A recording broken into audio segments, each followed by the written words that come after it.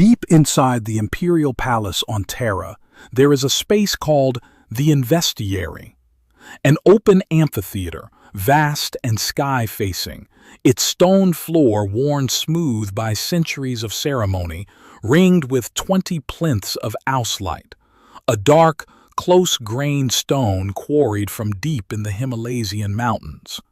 20 positions for 20 suns. The plinths aren't decorative.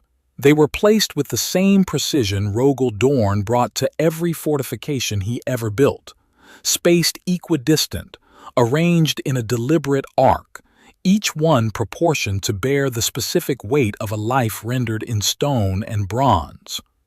When the Great Crusade was still a living enterprise and the 20 Primarchs walked among their legions as gods given operational function, the Investiary held them all. Every sun represented, every face preserved. Some of those faces remain. 18 of the plinths hold something. There are statues of brothers who held faith until the end, rendered in materials that resist the century. Expressions of duty preserved against 10,000 years of war. Then there are the others, memorials to brothers who turned, whose images bear the marks of their condemnation, faces masked or damaged, the weight of what they chose written into the physical treatment of their likenesses. But they are still present, still there. Even in disgrace, even in the full knowledge of what they chose and what it cost the Imperium, the traitor Primarchs retain a physical form in that space. Betrayal isn't erasure. Even Horus, whose name became synonymous with the destruction of everything the Investiary was built to honor, exists in the palace's memory in some form. The machinery of imperial history can condemn. It can shame. It can mark and preserve a betrayer as a warning carved in stone. It does not, as a general rule, erase. But the second plinth and the 11th, those two stand empty. Dan Abnett captured the reality in his short story, The Lightning Tower, with the precision that makes silence feel loud. The 2nd and 11th plinths had been vacant for a long time.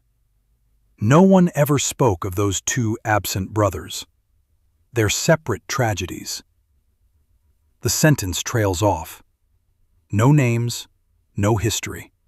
Not even a condemnation, which would at least require acknowledging the shape of what was condemned. Traitors get condemnation. These two received nothing. Their records were expunged from imperial archives at least 43 standard years before the Dropsite massacre. Not as a wartime emergency, not as a desperate measure taken under fire, but as a peacetime decision made during the height of the Great Crusade, when the Imperium was winning and the Emperor's sons were at the apex of their power. Their legions were dissolved, their designations unmapped. The memories of surviving Primarchs who had known them were psychically suppressed, leaving behind only the dim awareness that brothers had once existed. No faces, no voices, no specific weight of individual loss.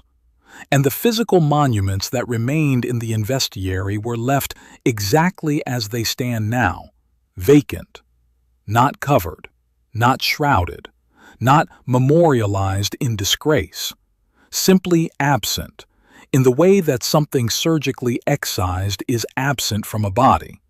The wound, but not the cause. Whatever happened to the 2nd and 11th Primarchs, whatever choice or crime or nature made their continued existence incompatible with the Imperium's self-understanding, the decision was made not to condemn them, but to remove the fact of them, not to preserve the shape of their disgrace, to prevent the question from being asked at all.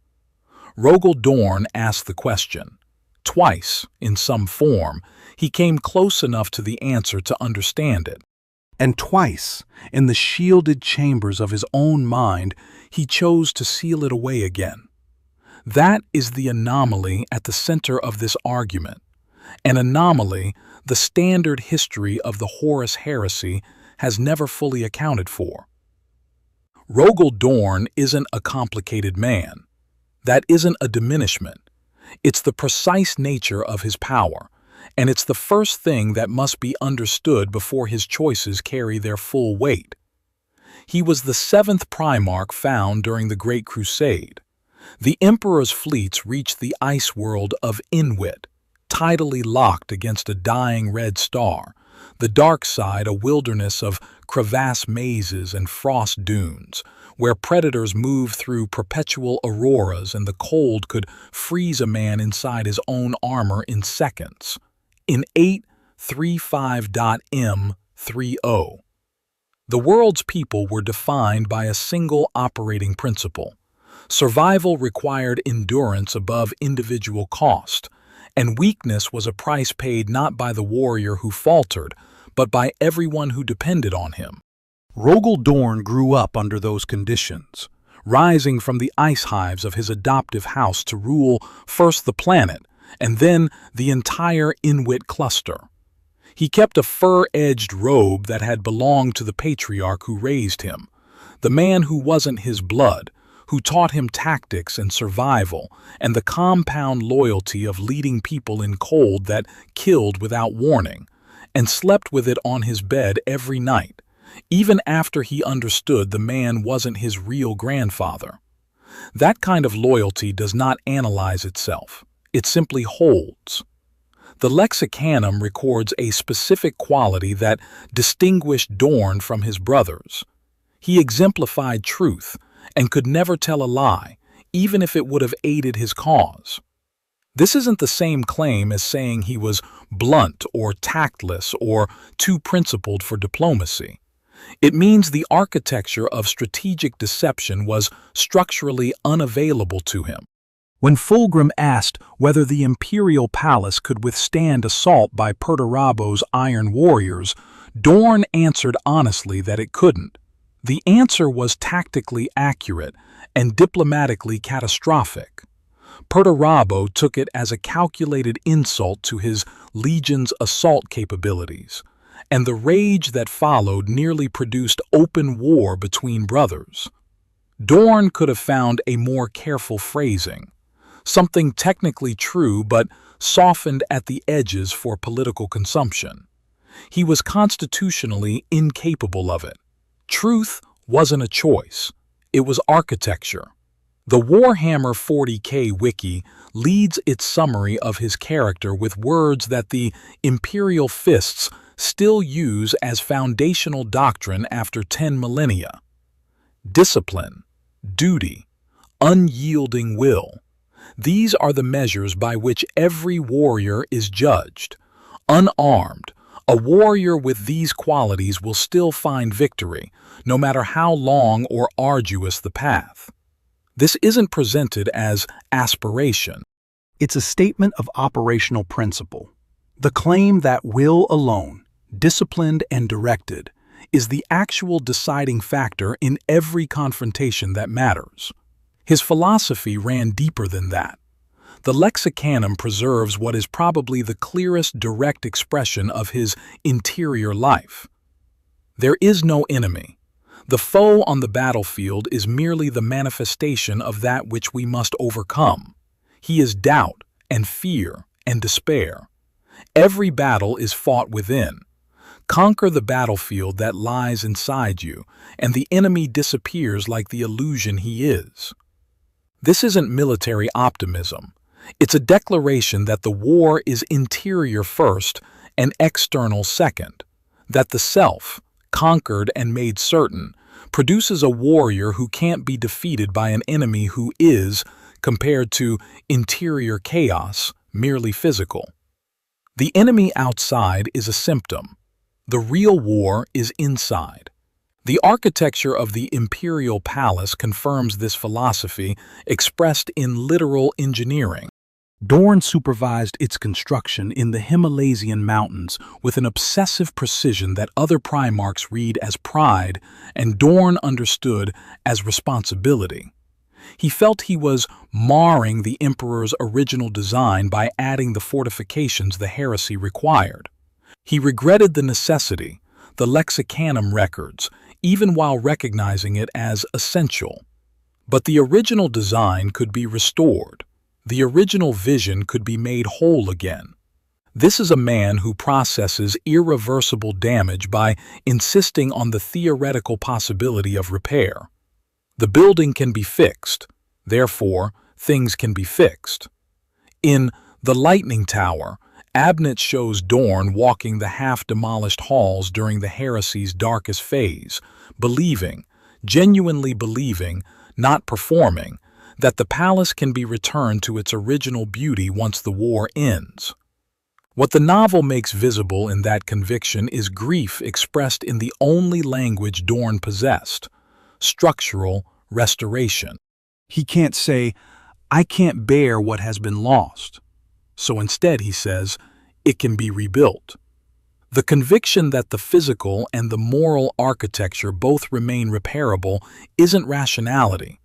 It's the specific form his suffering takes when it has nowhere else to go. Reserved and naturally unsmiling, possessed of what the fandom wiki describes as thunderous zeal, he was terrifying in anger, though he showed it rarely. Lehman Russ characterized him as swift and unforgiving as the falling edge of an axe. John French's Praetorian of Dorn puts him directly against the Alpha Legion's campaign of infiltration and deception, and his response is consistent with everything else the sources record: direct violence and uncompromising judgment. He despised the architecture of subterfuge. When the Alpha Legion deployed elaborate deception, Dorn refused to match it on those terms. Not because he couldn't map the tactical logic, but because engaging on those terms was, for him, a form of self-violation. Meeting misdirection with misdirection would have required exactly the kind of strategic dishonesty that his constitution rejected. This is the man. The specific design of his interior architecture. Built on truth as a structural value, on the interior battle as the real war, on the proposition that certainty isn't merely a comfort, but a precondition for everything else. And then he chose to forget. The first memory purge is recorded in Jane Swallow's short story, The Chamber at the End of Memory, published on the 12th of February, 2019, in the Scions of the Emperor anthology. The plan was Malcador's and Guilliman's. The First Lord of the Imperium and the Primarch of the Ultramarines together designed what to do with the surviving brothers' memories of the 2nd and 11th. Malcador tells Dorn this directly in the story, and his characterization of its 3 words: "It was a mercy." The operation suppressed the identifying specifics, names, faces, the particular weight of individual relationship, while leaving residual awareness intact. Most Primarchs retained the dim knowledge that brothers had existed without retaining the brothers themselves. At the archival level, the work was more total: records expunged, unit histories dissolved, designations unmapped across the entire Imperial database. The legions were absorbed or disbanded. What remained in the Investiary were the vacant plinths, which apparently no one removed, possibly because removing them would have required recording a reason, and the entire operation was premised on not recording reasons. The timeline of this purge isn't incidental. It occurred at least 43 standard years before the drop site massacre. Not during a wartime crisis. Not under immediate threat. During the Great Crusade's height, when the Imperium was winning, the decision was made to remove not just the men, but the fact of the men. Peacetime erasure has a different character than wartime concealment. It implies not urgency, but foresight, a calculation that whatever the lost Primarchs represented was too dangerous to allow to exist in living memory, even when nothing was immediately threatening to expose it. Dorn's reaction, when he eventually learned what had been done to him and to his brothers, is documented in Swallow's story. Malcador defended it as mercy. Dorn's answer was volcanic. "You stole their memories. You stole our memories." not a philosophical counter-argument, not a measured objection. The eruption of a man whose interior architecture had been edited without his consent, whose grip on what was true and real about his own history had been altered by someone he trusted, in the name of a justification he had never been offered until after the fact. This matters because it establishes the baseline with exactness. Dorn didn't consent to the first wipe. He was its subject. The man who couldn't tell a lie even when a lie would have aided his cause was informed, after the fact, in the middle of another crisis entirely, that the shape of his own memory had been changed without his knowledge or agreement. For a man whose entire philosophy is built on the proposition that the interior must be made certain before anything exterior can hold, this wasn't merely a violation of privacy. It was an attack on the foundation. His fury is the emotional baseline against which the second encounter with this material must be measured. Because the second encounter looks completely different, and the distance between them is where the argument lives. The chamber at the end of memory is set in the late heresy era, in the dark phase when Terra had become the target, and the Imperial Palace was being transformed from the seat of civilization into humanity's last fortified position.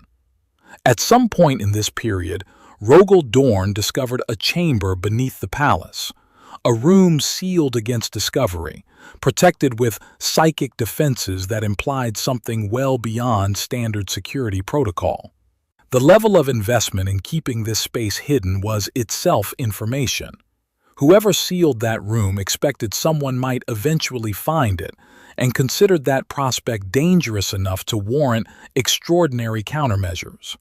The defenses weren't administrative. They were designed for threat. Malcador came. And this time, instead of performing a suppression, he did the inverse. He temporarily unlocked the memories he had previously sealed. He allowed Dorn to remember. The names, the faces, the specific weight of brothers Dorn had known but couldn't recall knowing. Malcador restored all of it, briefly, in full. Then, after Dorn had sat with what was returned to him, Malcador suppressed those memories again. The two confirmed anchors of this event, drawn from Swallow's text, are Malcador's stated justification from the first wipe. It was a mercy, and Dorn's prior condemnation of that justification as insufficient. What the structure of the second event adds to those anchors is this: Dorn was shown the truth. He was given the full opportunity to hold it, and then he allowed its removal. That is the anomaly that demands forensic explanation. A Primarch of Rogal Dorn's physical and psychic resilience wasn't a being easily acted on against his will. By the time of that chamber, he had already gone 3 months at the height of the siege without a single hour of sleep. Physiological extremity even by transhuman standards. The Lexicanum notes it directly, and the Siege of Terra novels confirm it throughout his command tenure. He had fought chaos demons in direct combat aboard the Phalanx, stood against Fulgrim at the Saturnine Gate, personally held the Lion's Gate spaceport long enough for his men to withdraw by placing his own body between them and the enemy. He had looked Perturabo in the face and attempted to goad him into a personal duel purely to buy his son's time to disengage, a decision that required placing himself in lethal jeopardy as a tactical instrument. The Lexicanum describes him, when trapped in Chaos's constructed desert on the Vengeful Spirit, as maintaining coherence by scratching battle plans into the dark wall of that space and reciting historical passages from memory, refusing to dissolve even when dissolution was the only option being offered. This man does not submit to things he hasn't decided to submit to. The first time, Dorn had no choice. The purge was performed on him in his absence from the decision. His rage when he discovered it was the rage of someone who would have resisted given the chance. The second time, he was fully present. He was shown the truth first, and he consented to what followed.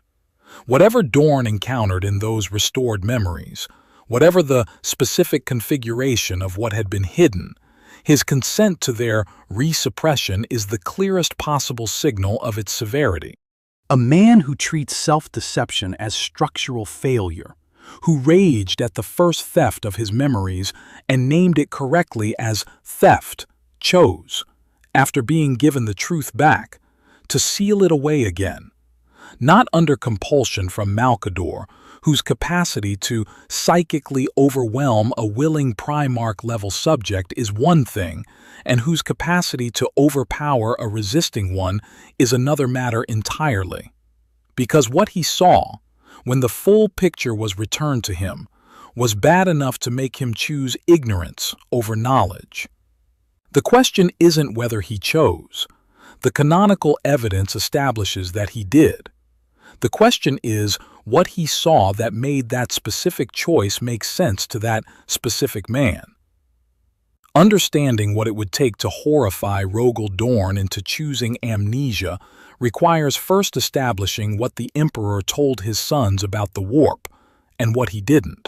The imperial truth was the official ideology of the Great Crusade, rigorously atheistic, explicitly materialist, a rejection of gods, magic, and superstition as the primitive, explanatory frameworks of a less developed humanity. Warp-based phenomena were acknowledged as real, but framed as science not yet fully understood, not as the domain of literal supernatural entities with will and agenda. Under the imperial truth, there were no gods, no chaos pantheon. There was the warp, acknowledged as a physical reality, and there was human psychology, which had generated religious belief to explain what reason had not yet catalogued. The Emperor's project was to replace superstition with reason, and reason required explicitly rejecting supernatural frameworks. Guy Haley's The Lost and the Damned, the second novel of the Siege of Terra series, establishes a specific and devastating fact about the information management inside that framework. Malcador reveals to Dorn during the siege itself that of all the Primarchs, only one was ever told the truth about the Chaos Gods. One. The rest, including the commander of humanity's last fortress, were kept deliberately ignorant of the actual nature of what they were fighting. Dorn was defending Terra against forces explicitly powered by chaos, while chaos as a specific ontological reality remained information he had been denied by deliberate design. The Emperor's deception wasn't passive. It was an active management strategy, maintained across the entire lifespan of the Great Crusade, in the full knowledge of what those forces actually were. Now, hold that next to the confirmed canonical mechanics of psychic nulls. The Lexicanum's entry on what it calls untouchables, also known as blanks, also known as pariah gene carriers, describes human beings in whom a specific mutation creates a negative warp presence. They don't register in the warp as presences, they register as absences. Demons find them profoundly unsettling. Psychers experience a deep, instinctive revulsion in their company, not as a conscious threat assessment, but as a biological reaction to someone who is, from the warp's perspective, a hole in the architecture of reality. The Emperor understood this phenomenon. The pariah gene appears in imperial lore as a catalogued known factor in his work on humanity's psychic development, not as a curiosity or an anomaly, but as a specific genetic expression he had studied. The hypothesis that follows is presented as the most coherent deduction from what the canonical evidence collectively implies, not as confirmed lore, because no Black Library source confirms it, and the distinction matters. But the deductive chain is worth following precisely because it's the only chain that produces the specific reaction Dorn's consent implies.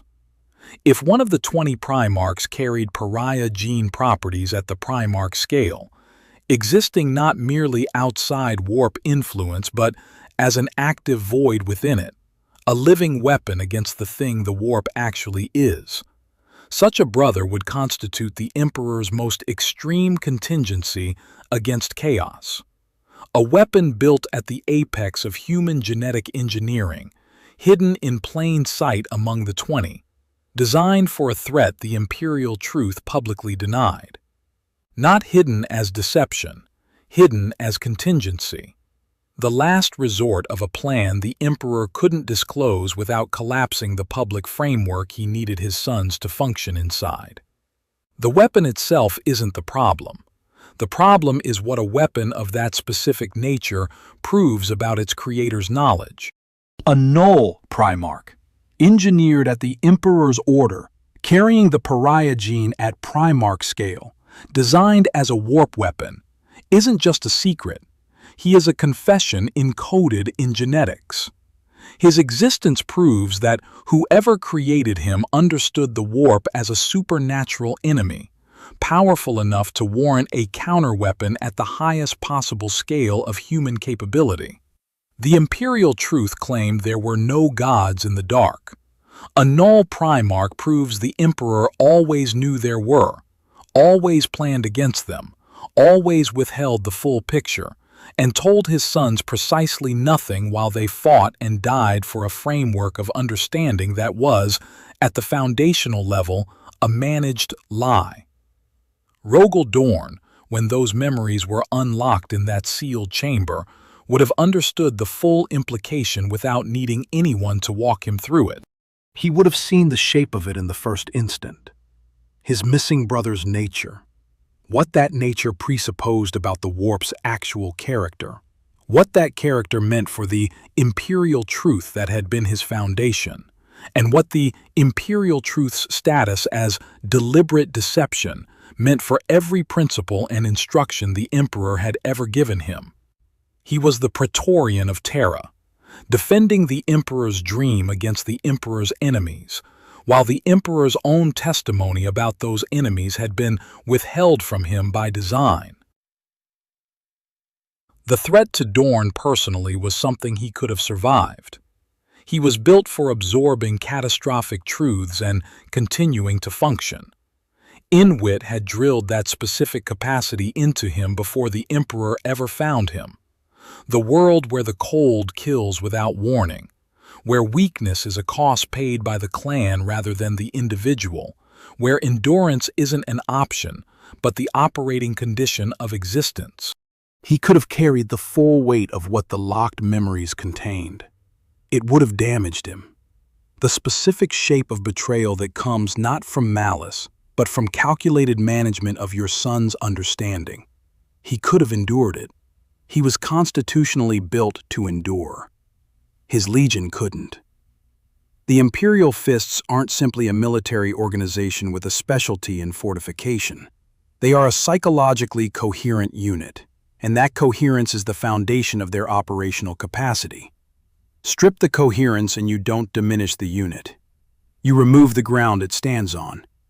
Their canonical identity across multiple sources is built on three interlocking certainties: the Emperor as the absolute and uncorruptible source of rational authority, the imperial truth as the verified bedrock of that authority, and the mission of the Legion as the total defense of both. These aren't separate principles that happen to coexist. They are a single load-bearing structure in which each element supports the others. The Emperor's authority requires the imperial truth to be true. The imperial truth requires the Emperor's honesty about what he knows. The mission requires certainty that what is being defended is worth defending in exactly the way it has been described. The Hammers of Dorn, an Imperial Fist successor chapter, founded in the 41st millennium, are described by the Lexicanum as venerating their Primarch to the point of obsession, their chaplains teaching that Dorn was the emperor's favored son, present at his side during the darkest hours of the heresy. This level of veneration, 10,000 years after the events in question, isn't nostalgia. It's the specific form the Legion's psychological architecture takes when it's transmitted across time through gene seed and doctrine. The absolute investment in the chain of authority that runs from the Emperor through Dorn to the Legion, each link unbreakable, each link's integrity depending entirely on the integrity of the link above it. Dorn built this deliberately. The Warhammer 40K wiki describes the integration of Primarch and Legion as one of the swiftest and most complete of any pairing. The ideals of the Imperium and the purpose of the Great Crusade fitted Dorn's psychology so exactly that uniting with his gene sons wasn't an adjustment but an amplification. The Legion became Dorn at scale. His certainties became their certainties. His structural inflexibility, the refusal to accommodate paradox, the impossibility of strategic self-deception, became their operational doctrine. A fortification defender who suspects the wall is compromised at the level of its original design has lost the specific psychological condition that makes defense possible. He can still fight. He can't hold. Holding requires the belief that holding matters, that the thing behind the wall is worth the cost of defense, that the wall itself is legitimate. A warrior who learns that the wall's architect was lying about its foundations does not defend differently. He dissolves. The Imperial Fist's siege mentality isn't a tactical preference. It's a psychological identity. Remove the certainty that grounds it. Reveal that the Emperor's framework was always a managed lie, that the imperial truth was always a strategic instrument rather than a truth, that a brother was hidden among them as living proof of a war the Emperor publicly denied was happening. And the most dangerous force in the Imperium's defense doesn't become confused. It becomes structurally unsound. Not in a moment, Not all at once.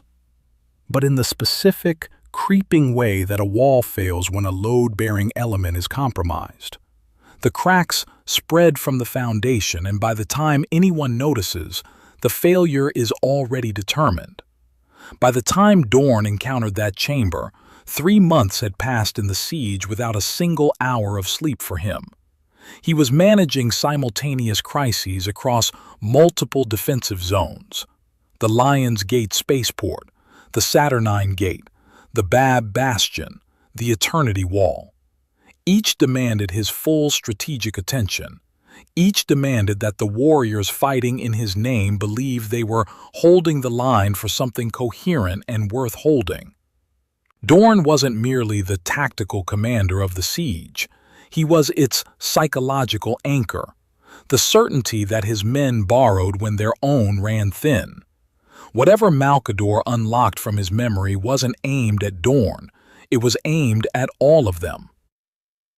The second suppression of those memories wasn't compliance. Everything in Dorn's documented behavior argues against passive compliance as a character mode. He pleaded with Leman Russ to stay on Terra rather than leave the defenses weakened, knowing Russ wouldn't listen, making the argument anyway because the argument needed to be made. He recognized the exploitable flaw in the Saturnine Gate because he knew Perturabo's methodology well enough to model it, then set a trap rather than simply reinforcing. Because reinforcing was the obvious response, and Perturabo had already discounted the obvious. He allowed himself to be trapped in Chaos's constructed desert on the Vengeful Spirit, and the Lexicanum records that even there, even in that dissolution, he maintained coherence by scratching battle plans into the black wall of that space and reciting historical passages from memory, preserving structure against entropy by pure stubbornness. Khorne couldn't corrupt him. This man does not accept things he hasn't decided to accept. When Rogal Dorn allowed Malcador to seal his memories again, It followed a deliberate accounting of what was being surrendered and why. The alternative was carrying those memories intact through the remainder of the siege, with full understanding of their implications, and eventually the truth reaching his sons. Through some word, some shift in behavior, some moment when the weight of knowing something catastrophic became visible in how their Primarch moved through the world. The Imperial fists were built in Dorn's image. They would have noticed the change.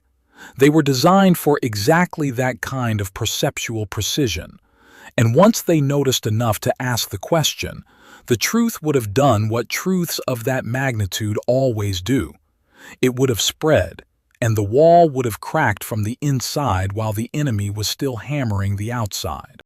The most defensible reading of what the canonical evidence confirms. The consent of a man who had condemned the first wipe as theft, offered freely after full exposure to what was being suppressed, is this.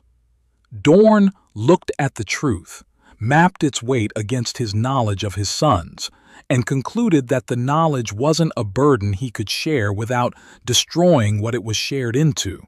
He amputated a piece of his own certainty, deliberately, with full understanding of the cost. Not to spare himself, he was built to be spared nothing.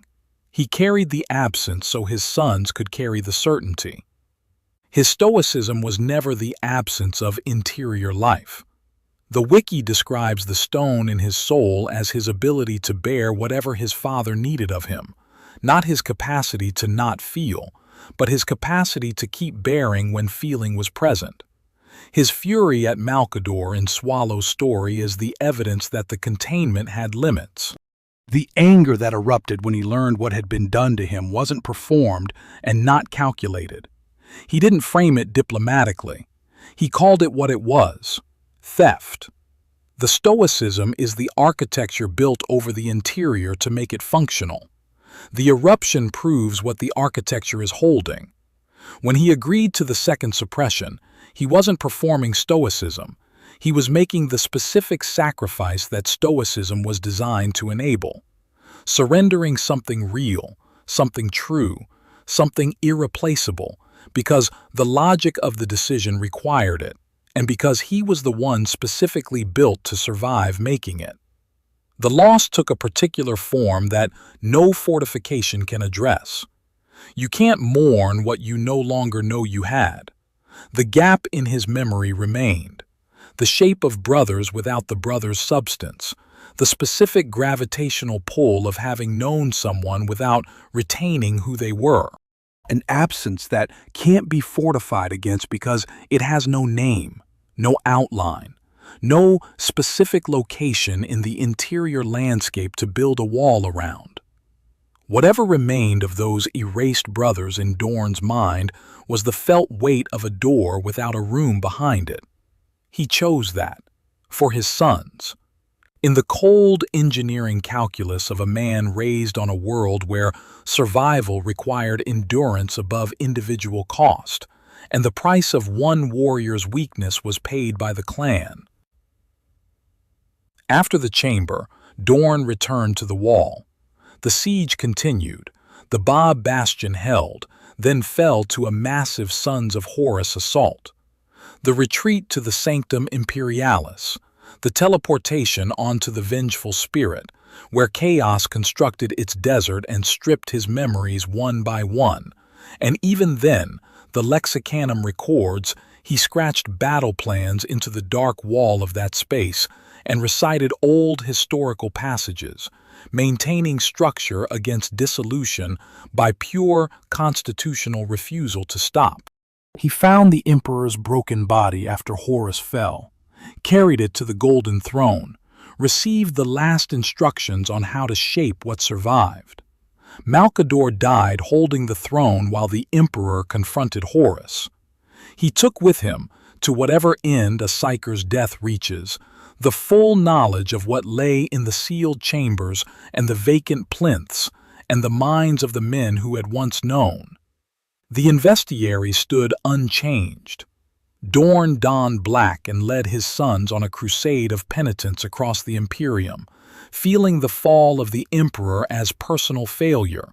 The sworn duty of the Praetorian of Terra was to prevent exactly what had occurred, and it had occurred, and he processed that in the only way his architecture allowed, by continuing.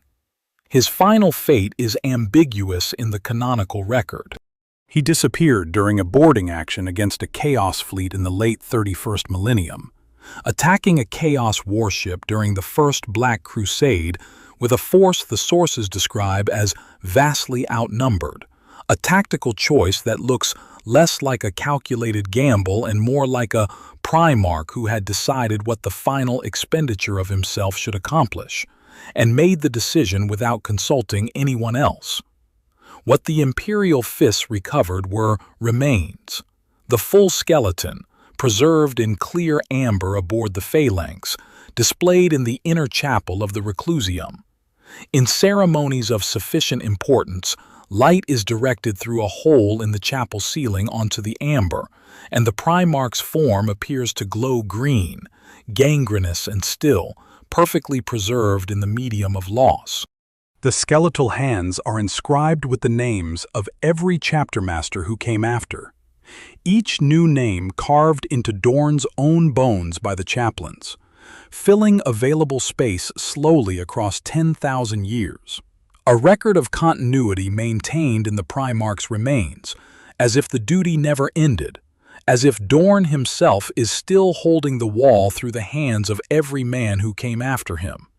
The Imperial fists who carry his gene seed today remain what he designed them to be, unwavering in duty, siege-minded with a totality that other Legion successors don't quite replicate. The Hammers of Dorn venerating him to a degree described as obsessive. The Black Templars, founded from the more radical elements of the Imperial fists after the heresy, expressing the same absolute commitment in its most extreme form.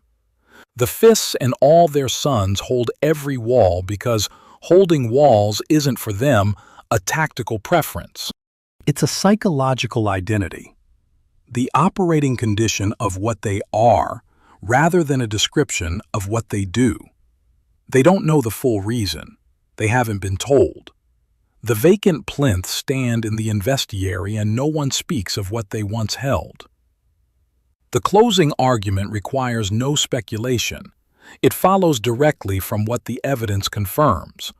The Lexicanum records that few integrations of Primarch and Legion were as swift or complete as Dorn's, and that from his first meeting with the Imperial fists, he demanded of them everything he would ask of himself. His philosophy, every battle fought within, the inner certainty as the prerequisite for unbreakable defense, became their doctrine. His inflexibility became their doctrine. His refusal to accommodate paradox, his structural commitment to the Emperor's vision as the unarguable foundation of everything else, all of it transmitted directly, at scale, into the gene sons built in his image. The Imperial Fist's legendary stoicism isn't cultural accident. It isn't a personality trait that emerged organically from 10,000 years of siege warfare and cold discipline. It's a fortress. Built to the same engineering specifications Dorn applied to every physical fortification he ever constructed, designed for the specific threat, built not as aesthetic preference but as operational necessity, with no tolerance for the structural weakness that existential doubt introduces into a load-bearing system.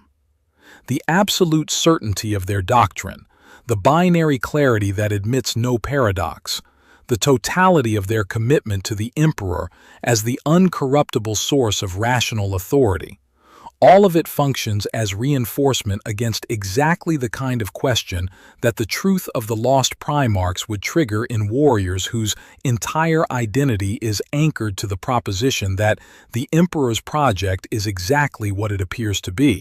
A legion that can't be destabilized by paradox can't be dissolved by one. Dorn's inflexibility wasn't a flaw in the design. It was the design, built not only for the wars he expected, but for the truth he chose not to pass down.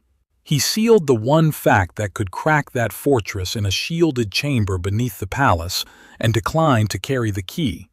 Then returned to the wall, gap intact, defending the thing his sons needed to believe in, and needed not to know the full truth about, until the siege was done.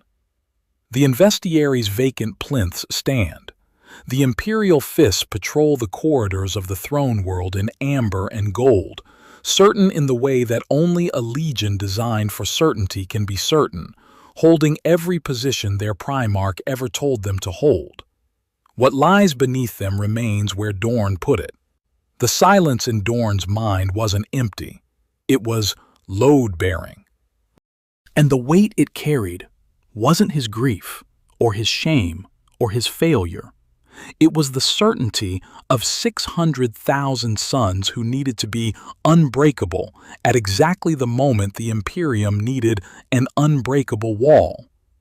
Rogal Dorn was the most honest Primarch the Emperor ever made. In the dark of a sealed chamber, confronted with a truth he couldn't carry without breaking what he had built, he made the only honest accounting of what that truth would cost, and chose, with full understanding of the surgery, to stop knowing. The most honest act he ever performed was forgetting. Subscribe for more stories like this.